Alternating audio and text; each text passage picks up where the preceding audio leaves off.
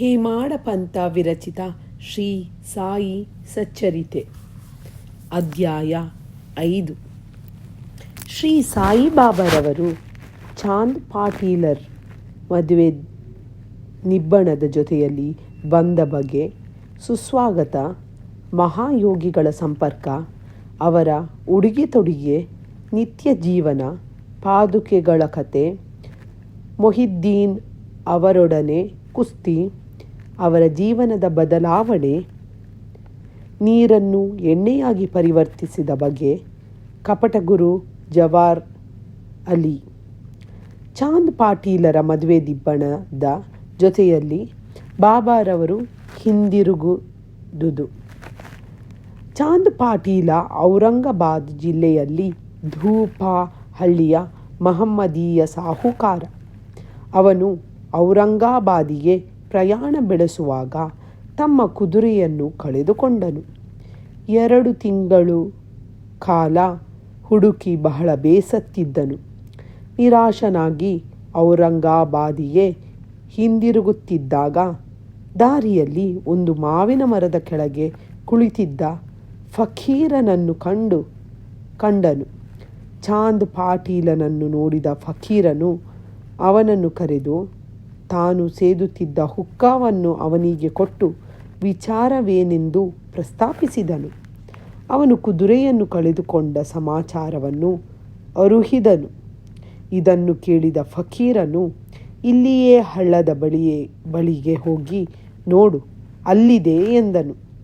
ಚಾಂದ್ ಪಾಟೀಲನು ಅಲ್ಲಿಗೆ ಹೋಗಿ ನೋಡಲು ತನ್ನ ಕುದುರೆ ಅಲ್ಲಿ ಮೇಯುತ್ತಿರುವುದನ್ನು ಕಂಡು ಆನಂದಭರಿತನಾದನು.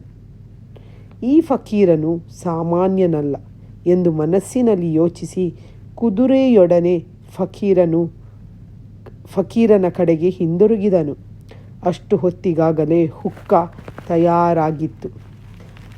ಅದರ ಬಟ್ಟೆ ಒದ್ದೆ ಮಾಡಲು ನೀರು, ಹೊಗೆ ಸೊಪ್ಪು ಹೊತ್ತಿಸಲು ಬೆಂಕಿಯೂ ಬೇಕಾದಿದ್ದಿತು.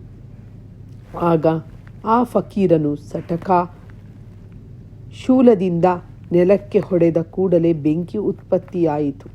ಮತ್ತೆ ಸಟಕ ನೆಲಕ್ಕೆ ಹೊಡೆದನು. ನೀರು ಚಿಮ್ಮಿತು. ಅದರಿಂದ ಬಟ್ಟೆಯನ್ನು ಒದ್ದೆ ಮಾಡಿ ಹುಕ್ಕಾ ಸೇವಿಸಿದನು. ನಂತರ ಚಾಂದ್ ಪಾಟೀಲನಿಗೂ ನೀಡಿದನು. ಇದನ್ನು ನೋಡಿ ಚಾಂದ್ ಪಾಟೀಲನಿಗೆ ವಿಸ್ಮಯವಾಯಿತು. ಅವನು ಫಕೀರನನ್ನು ತನ್ನ ಮನೆಗೆ ಆಹ್ವಾನಿಸಿ ತನ್ನ ಆದರಾತಿಥ್ಯ ಸ್ವೀಕರಿಸುವಂತೆ ಬೇಡಿಕೊಂಡನು. ಮಾರನೇ ದಿನ ಫಕೀರನು ಸಹ ಚಾಂದ್ ಪಾಟೀಲನೊಂದಿಗೆ ಪ್ರಯಾಣ ಮಾಡಿ ಅವನ ಮನೆಯಲ್ಲಿ ಸ್ವಲ್ಪ ದಿನಗಳಿದ್ದನು. ಚಾಂದ್ ಪಾಟೀಲನು ತನ್ನ ಮೈದುನನ ಮದುವೆಗೆ ಹೊರಡಬೇಕಾಯಿತು. ಮದುವೆ ಶಿರ್ಡಿಯಲ್ಲಿ ನಡೆಯುವ ಹಾಗೆ ನಿಶ್ಚಿತವಾಗಿತ್ತು. ಆಗ ಫಕೀರನು ಸಹ ಮದುವೆಯ ಬಳಗದೊಂದಿಗೆ ಶಿರ್ಡಿಗೆ ಬಂದನು. ಮದುವೆ ಸಾಂಗವಾಗಿ ನೆರವೇರಿತು. ಬೀಗರೆಲ್ಲರೂ ಹಿಂದಿರುಗಿದರು. ಆದರೆ ಫಕೀರನು ಮಾತ್ರ ಶಿರ್ಡಿಯಲ್ಲಿಯೇ ಉಳಿದನು. ಫಕೀರನಿಗೆ ಸಾಯಿ ಎಂಬ ಹೆಸರು. ಮದುವೆ ದಿಬ್ಬಣದವರು ಖಂಡೋಬಾ ದೇವಸ್ಥಾನದ ಬಳಿ ಇದ್ದ ಭಗತ್ ಮಾಳ್ಸಾಪತಿಯವರ ಹೊಲದ ಬಳಿ ಬಂದರು. ಗಾಡಿಯಿಂದ ಎಲ್ಲರೂ ಒಬ್ಬೊಬ್ಬರಾಗಿ ಇಳಿಯುತ್ತಿದ್ದರು. ಅಂತೆಯೇ ಫಕೀರನೂ ಸಹ ಇಳಿದು ಬರುತ್ತಿರುವಾಗ ಮಾಳ್ಸಾಪತಿಯವರು ಈ ಯುವಕನನ್ನು ನೋಡಿ ಯಾ ಸಾಯಿ ಎಂದು ಸುಸ್ವಾಗತ ನೀಡಿದರು. ಅಂದಿನಿಂದ ಎಲ್ಲರೂ ಅವನನ್ನು ಸಾಯಿ ಎಂದು ಕರೆಯಲಾರಂಭಿಸಿದರು.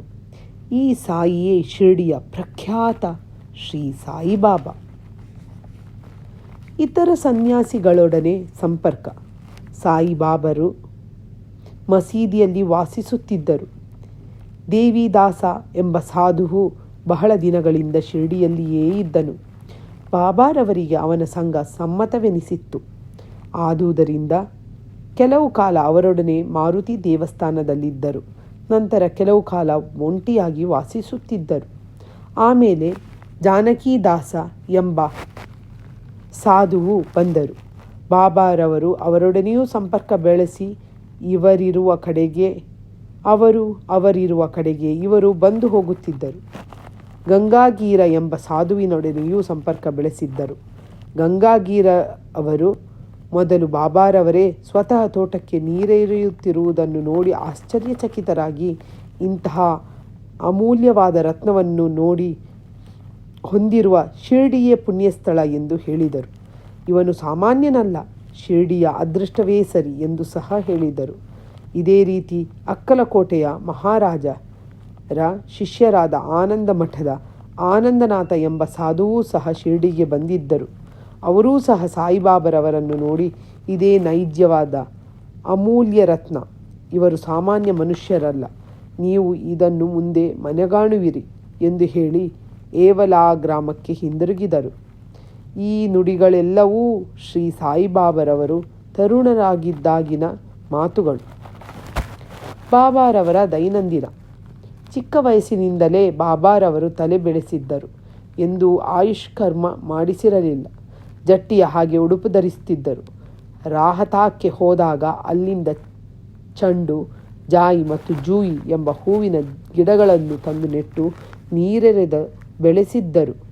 ಶಿಷ್ಯನಾದ ವಾಮನ ತಾತ್ಯ ಎಂಬುವನು ಪ್ರತಿದಿನವೂ 2 ಹಸಿ ಮಡಿಕೆಗಳನ್ನು ತಂದು ಕೊಡುತ್ತಿದ್ದನು. ಬಾಬಾರವರು ಬಾವಿಯಿಂದ ನೀರು ಸೇದಿ ಗಿಡಗಳಿಗೆ ಎರೆಯುತ್ತಿದ್ದರು. ಸಾಯಂಕಾಲವಾದ ನಂತರ ಮಣ್ಣಿನ ಮಡಿಕೆಗಳನ್ನು ಒಂದು ಕಡೆಗೆ ಇಡುತ್ತಿದ್ದರು. ಅವು ಹಸಿ ಮಣ್ಣಿನಿಂದ ಮಾಡಲ್ಪಟ್ಟಿರುವುದರಿಂದ ಮಾರನೇ ದಿನದ ಹೊತ್ತಿಗೆ ಒಡೆದು ಹೋಗುತ್ತಿದ್ದವು. ಮರುದಿನ ವಾಮನ ತಾತ್ಯ ಪುನಃ 2 ಮಡಿಕೆಗಳನ್ನು ತಂದಿಡುತ್ತಿದ್ದರು. ಈ ರೀತಿ ಸುಮಾರು 3 ವರ್ಷಗಳ ಪರಿಶ್ರಮದಿಂದ ಅವರು ಒಂದು ತೋಟವನ್ನು ನಿರ್ಮಿಸಿದರು. ಈ ನಿವೇಶನದಲ್ಲಿಯೇ ಬಾಬಾರವರ ಮಹಾಸಮಾಧಿ ಮಂದಿರ ನಿರ್ಮಿತವಾಗಿದೆ. ಬೇವಿನ ಮರದ ಬುಡದಲ್ಲಿರುವ ಪಾದುಕೆಗಳು. ಅಕ್ಕಲಕೋಟೆಯ ಮಹಾರಾಜರ ಭಕ್ತ ಭಾಯಿ ಕೃಷ್ಣಾಜಿ ಅಲಿಬಾಗಕರ ಅವರು ತಮ್ಮ ಗುರುವಿನ ಫೋಟೋ ಒಂದನ್ನಿಟ್ಟುಕೊಂಡು ಪೂಜಿಸುತ್ತಿದ್ದರು. ಒಂದು ದಿನ ಅಕ್ಕಲಕೋಟೆಗೆ ಹೋಗಿ ಗುರುಗಳ ಪಾದದರ್ಶನ ಮಾಡಬೇಕೆಂದು ಮನಸ್ಸಿನಲ್ಲಿ ಸಂಕಲ್ಪ ಮಾಡಿಕೊಂಡರು. ಆದರೆ ಅಲ್ಲಿಗೆ ಹೋಗುವ ಮುನ್ನವೇ ಅಕ್ಕಲಕೋಟೆ ಮಹಾರಾಜರು ಕನಸಿನಲ್ಲಿ ಕಾಣಿಸಿಕೊಂಡು, ಈಗ ನನ್ನ ವಿಶ್ರಾಂತಿ ಸ್ಥಳ ಶಿರ್ಡಿ, ನೀನು ಅಲ್ಲಿಗೆ ಬಂದು ಪೂಜೆ ಮಾಡು ಎಂದರು. ಆಗ ಅವರು ತಮ್ಮ ನಿರ್ಧಾರವನ್ನು ಮಾರ್ಪಡಿಸಿಕೊಂಡು ಶಿರ್ಡಿಗೆ ಬಂದು ಅಲ್ಲಿ 6 ತಿಂಗಳು ನೆಲೆಸಿ ಶ್ರೀ ಬಾಬಾರವರ ಸೇವೆ ಮಾಡಿದರು. ಈ ಸ್ಮಾರಕವಾಗಿ ಬಾಯಿ ಕೃಷ್ಣಾಜಿ ಅವರ ಪಾದುಕೆಗಳನ್ನು ತಯಾರಿಸಿ ಅಲ್ಲಿ ಪ್ರತಿಷ್ಠಾಪನೆ ಮಾಡಿದರು.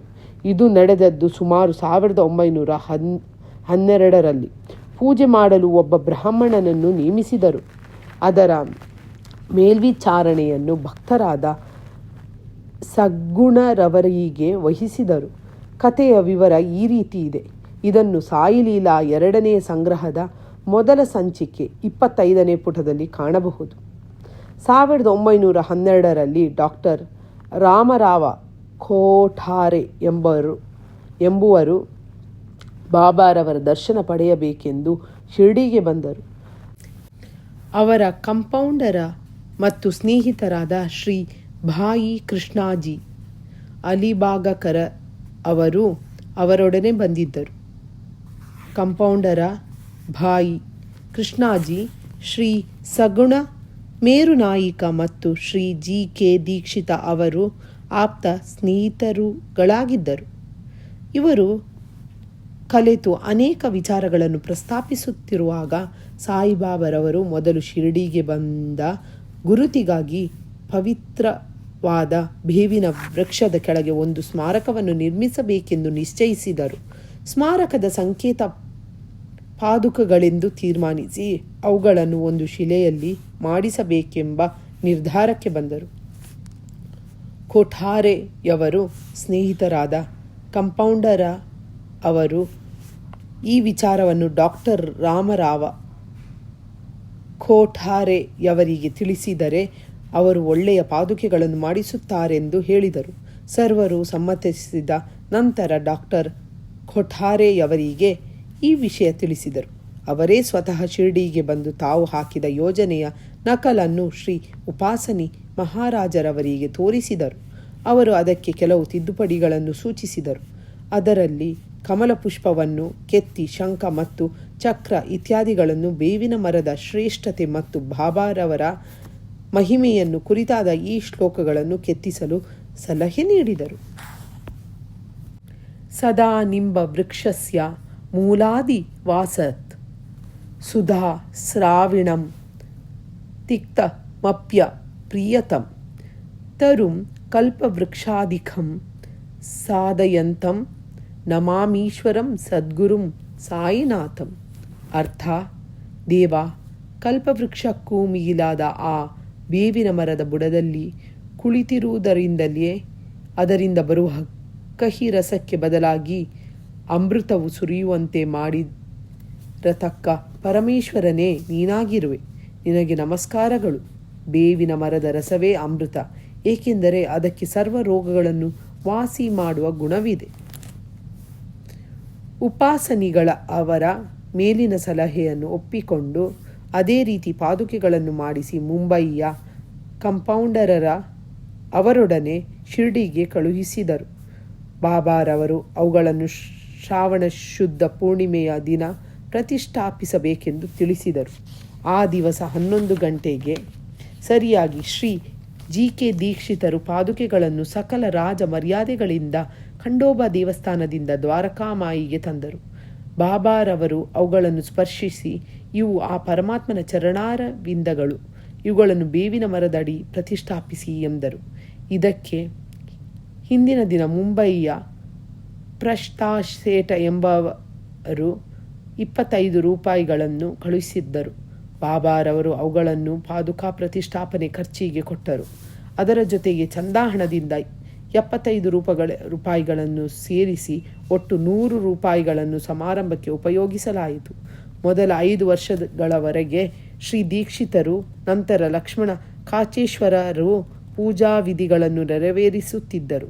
ಮೊದಲು 5 ವರ್ಷಗಳ ದೀಪದ ಖರ್ಚಿಗೋಸ್ಕರ ಡಾಕ್ಟರ್ ಕೊಠಾರೆಯವರು ಪ್ರತಿ ತಿಂಗಳು 3 ರೂಪಾಯಿಗಳನ್ನು ಕಳುಹಿಸುತ್ತಿದ್ದರು ಮತ್ತು ಪಾದುಕೆಯ ಸುತ್ತ ನೆಡಲು ಕಂಬಗಳನ್ನು ಕಳುಹಿಸಿದರು. ಮೇಲ್ಛಾವಣಿಯ ಖರ್ಚನ್ನು ಶ್ರೀ ಸಗುಣ ಮೇರು ನಾಯ್ಕರವರು ವಹಿಸಿಕೊಂಡರು.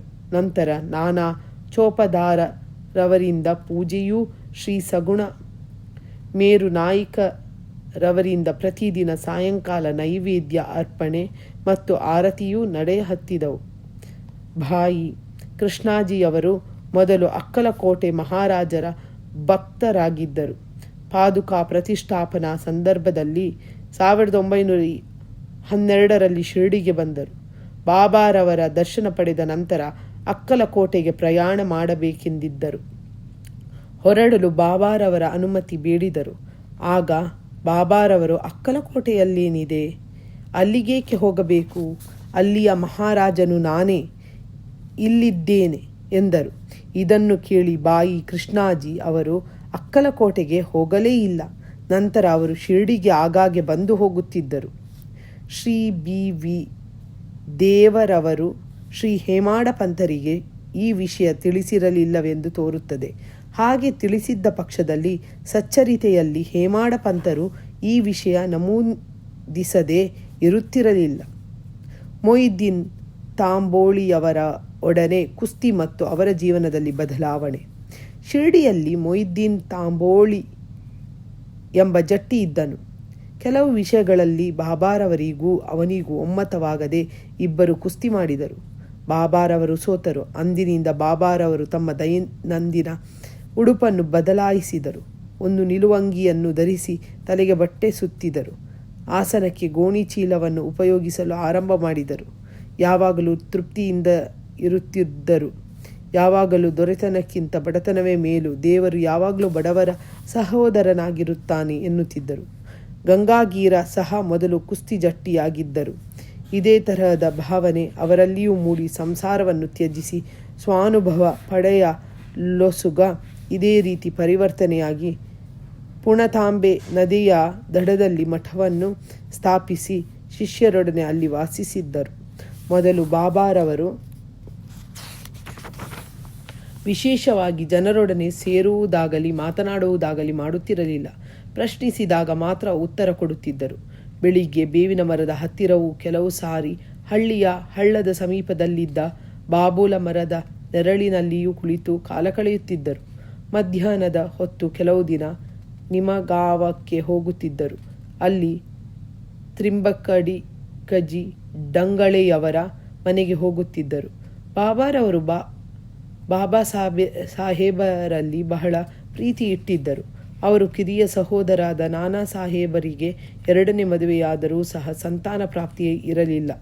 ಬಾಬಾ ಸಾಹೇಬರು ಬಾಬಾರವರ ದರ್ಶನ ಪಡೆಯುವಂತೆ ತಮ್ಮ ಸಹೋದರರನ್ನು ಕೇಳಿಕೊಂಡರು. ಬಾಬಾರವರ ದರ್ಶನ ಲಾಭದಿಂದ ಮತ್ತು ಕೃಪೆಯಿಂದ ಅವರಿಗೆ ಪುತ್ರ ಸಂತಾನ ಪ್ರಾಪ್ತಿಯಾಯಿತು. ಅಂದಿನಿಂದ ಬಾಬಾರವರನ್ನು ಕಾಣಲು ಅನೇಕ ಜನರು ಬರಲು ಆರಂಭಿಸಿದರು. ಅವರ ಕೀರ್ತಿಯು ಅಹಮದಾನಗರವನ್ನು ಮುಟ್ಟಿತು. ಆಗ ನಾನು, ಸಾಹೇಬ ಚಾಂದೋರಕ ಮತ್ತು ಕೇಶವ ಚಿದಂಬರ ಮುಂತಾದವರು ಶಿರ್ಡಿಗೆ ಬರುವಂತಾಯಿತು. ಹಗಲಿನಲ್ಲಿ ಬಾಬಾರವರನ್ನು ಭಕ್ತರು ಎಡೆಬಿಡದೆ ಮುತ್ತಿಕೊಳ್ಳುತ್ತಿದ್ದರು. ರಾತ್ರಿ ಹೊತ್ತು ಅವರು ದ್ವಾರಕಾಮಾಯಿಯಲ್ಲಿ ನಿದ್ರಿಸುತ್ತಿದ್ದರು. ಬಾಬಾರವರ ಆಗಿನ ಆಸ್ತಿಯೆಂದರೆ ಹುಕ್ಕ ಸೇದುವ ಚಿಲುಮೆ, ನಿಲುವಂಗಿ, ಒಂದು ತಗಡಿನ ಪಾತ್ರೆ, ಒಂದು ಕೋಲು, ಒಂದು ಬಟ್ಟೆಯನ್ನು ತಲೆಗೆ ಕಟ್ಟಿದ ನಂತರ ಅದರ ಕೊನೆಯನ್ನು ಸುತ್ತಿ ಹಿಂದಿನಿಂದ ಎಡಭಾಗದ ಕಿವಿಯ ಮೇಲೆ ಇಳಿಬಿಡುತ್ತಿದ್ದರು. ಗೋಣಿಚೀಲವೇ ಅವರ ಆಸನವಾಗಿದ್ದಿತು. ಚಳಿಯಾದಾಗ ಮಾತ್ರ ದಕ್ಷಿಣದ ಕಡೆಗೆ ಮುಖ ಮಾಡಿಕೊಂಡು ಧುನಿ ಕುಂಡದ ಮುಂದೆ ಕುಳಿತುಕೊಳ್ಳುತ್ತಿದ್ದರು. ಆ ಧುನಿಯಲ್ಲಿ ತಮ್ಮ ಅಹಂಕಾರ, ಮೋಹ ಮುಂತಾದವುಗಳನ್ನು ಕಾಣಿಕೆಯಾಗಿ ಅರ್ಪಿಸಿದ್ದರು. ಕಾಲಿಗೆ ಪಾದರಕ್ಷೆಗಳನ್ನು ಉಪಯೋಗಿಸುತ್ತಿರಲಿಲ್ಲ. ಅವರಿದ್ದ ಮಸೀದಿ ದ್ವಾರಕಾಮಾಯಿಯಾಗಿ 1912ರಲ್ಲಿ ಪರಿವರ್ತನೆ ಹೊಂದಿತು. ನೀರನ್ನು ಎಣ್ಣೆಯಾಗಿ ಪರಿವರ್ತಿಸಿದ್ದು. ಸಾಯಿಬಾಬರವರಿಗೆ ದೀಪಗಳೆಂದರೆ ಬಹಳ ಆನಂದ. ಆದುದರಿಂದ ಅವರು ಪ್ರತಿ ಅಂಗಡಿಯ ಬಾಗಿಲಿಗೂ ಹೋಗಿ ಎಣ್ಣೆಯನ್ನು ಭಿಕ್ಷೆ ಬೇಡಿ ತಂದು ದ್ವಾರಕಾಮಾಯಿ ಮತ್ತು ದೇವಸ್ಥಾನದಲ್ಲಿ ದೀಪವನ್ನು ಹಚ್ಚಿ ರಾತ್ರಿಯೆಲ್ಲ ಉರಿಸುತ್ತಿದ್ದರು. ಈ ರೀತಿ ಕೆಲವು ಕಾಲ ನಡೆಯಿತು. ಒಂದು ದಿನ ಅಂಗಡಿಯವರೆಲ್ಲರೂ ಸೇರಿಕೊಂಡು ಬಾಬಾರವರಿಗೆ ಎಣ್ಣೆ ಕೊಡಬಾರದೆಂದು ತೀರ್ಮಾನಿಸಿ ಅವರು ಬಂದಾಗ ಯಾರೂ ಎಣ್ಣೆಯನ್ನು ಕೊಡಲೇ ಇಲ್ಲ. ಬಾಬಾರವರು ರಿಕ್ತ ಹಸ್ತದಿಂದ ಹಿಂದಿರುಗಿದರು. ಯಾವ ಅನುಮಾನವೂ ಇಲ್ಲದೆ ಬರೀ ಬತ್ತಿಯನ್ನೇ ಪಣತಿಗಳಲ್ಲಿ ಇಟ್ಟು ತಗಡಿನ ಪಾತ್ರೆಯಲ್ಲಿದ್ದ ಸ್ವಲ್ಪ ಎಣ್ಣೆಗೆ ನೀರನ್ನು ಬೆರೆಸಿ ಅದನ್ನು ಕುಡಿದರು. ನಂತರ ನೀರನ್ನು ಎಲ್ಲ ಪಣತಿಗಳಲ್ಲಿ ಹಾಕಿಬಿಟ್ಟು ದೀಪಗಳನ್ನು ಹಚ್ಚಿಸಿದರು. ರಾತ್ರಿಯೆಲ್ಲ ಪಣತಿಗಳು ಪ್ರಕಾಶಮಾನವಾಗಿ ಉರಿಯತೊಡಗಿದವು. ಇದನ್ನು ನೋಡಿದ ವರ್ತಕರು ಬಾಬಾರವರಲ್ಲಿಗೆ ಬಂದು ಕ್ಷಮೆ ಬೇಡಿದರು. ಬಾಬಾರವರು ಅವರನ್ನು ಕ್ಷಮಿಸಿ ಇನ್ನು ಮುಂದೆ ಸತ್ಯತನದಿಂದ ನಡೆಯಿರಿ ಎಂದು ಉಪದೇಶ ಮಾಡಿ ಕಳುಹಿಸಿದರು. ಕಪಟ ಗುರು ಜವಾಹರ್ ಅಲಿ. ಕುಸ್ತಿ ಘಟನೆ ಜರುಗಿದ 5 ವರ್ಷಗಳ ನಂತರ ಅಹಮದಾನಗರದಿಂದ ಜವಾಹರ್ ಅಲಿ ಎಂಬ ಫಕೀರನು ತನ್ನ ಶಿಷ್ಯವೃಂದದೊಡನೆ ಶಿರ್ಡಿಗೆ ಬಂದನು. ಅಲ್ಲಿಯ ವೀರಭದ್ರಸ್ವಾಮಿ ದೇವಸ್ಥಾನದ ಹತ್ತಿರದಲ್ಲಿದ್ದ ದೊಡ್ಡ ಕೊಠಡಿಯೊಂದರಲ್ಲಿ ಬಿಡಾರ ಮಾಡಿದನು. ಅವನು ಒಳ್ಳೆಯ ವಿದ್ವಾಂಸನಾಗಿದ್ದನು. ತನ್ನ ಮಧುರ ಕಂಠದಿಂದ ಕುರಾಣವೆಲ್ಲವನ್ನು ಕಂಠಪಾಠ ಮಾಡಿದ ಹಾಗೆ ಹೇಳುತ್ತಿದ್ದನು. ಹಳ್ಳಿಯ ಜನರೆಲ್ಲರೂ ಅವನನ್ನು ಗೌರವಿಸತೊಡಗಿದರು.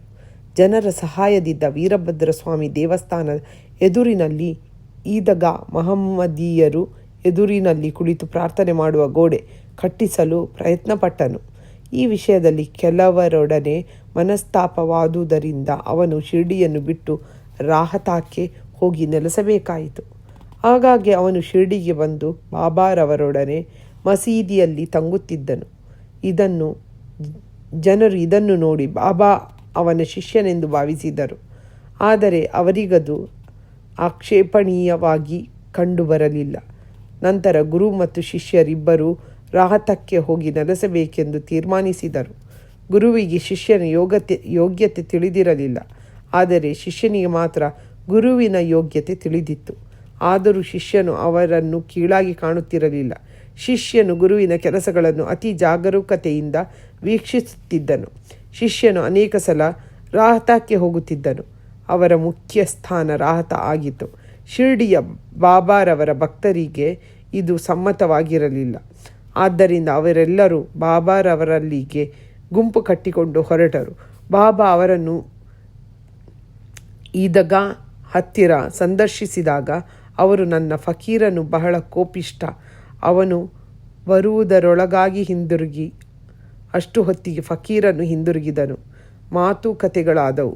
ಆಗ ಗುರು ಮತ್ತು ಚೇಲ ಬಾಬಾ ಇಬ್ಬರೂ ಶಿರ್ಡಿಗೆ ಹಿಂದಿರುಗಬೇಕೆಂದು ತೀರ್ಮಾನವಾಯಿತು. ಆದ್ದರಿಂದ ಇಬ್ಬರೂ ಶಿರ್ಡಿಗೆ ಹಿಂದಿರುಗಿದರು. ಕೆಲವು ದಿನಗಳ ನಂತರ ಶಿರ್ಡಿಯ ದೇವಿದಾಸ ಎಂಬವನಿಂದ ಫಕೀರನು ಸೋಲಿಸಲ್ಪಟ್ಟು ಶಿರ್ಡಿಯನ್ನು ಬಿಟ್ಟು ಓಡಿದನು. ಬಿಜಾಪುರಕ್ಕೆ ಹೋಗಿ ಕೆಲವು ಕಾಲದ ನಂತರ ಶಿರ್ಡಿಗೆ ಬಂದು ಬಾಬಾರವರ ಮುಂದೆ ಧ್ಯಾನ ಮಾಡತೊಡಗಿದನು. ನಾನು ಗುರು, ಬಾಬಾರವರು ನನ್ನ ಶಿಷ್ಯ ಎಂಬ ದುರಭಿಮಾನವು ಫಕೀರನನ್ನು ಬಿಟ್ಟು ಓಡಿತು.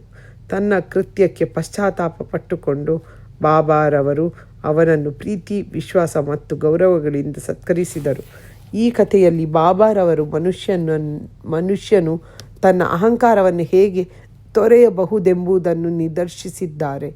ಈ ಕಥೆಯು ಬಾಬಾರವರ ಭಕ್ತ ಮಾಳ್ಸಾಪತಿಯವರಿಂದ ಗೊತ್ತಾಗಿದೆ. ಮುಂದಿನ ಅಧ್ಯಾಯದಲ್ಲಿ ಶ್ರೀರಾಮನವಮಿಯ ಸಮಾರಂಭ, ದ್ವಾರಕಾಮಾಯಿ ಇದ್ದ ರೀತಿ, ಅದರ ಪುನರುದ್ಧಾರ ಇತ್ಯಾದಿ ವಿಷಯಗಳನ್ನು ವಿವರಿಸುತ್ತೇನೆ. ಶ್ರೀ ಸಾಯಿ ಪ್ರಣಾಮ.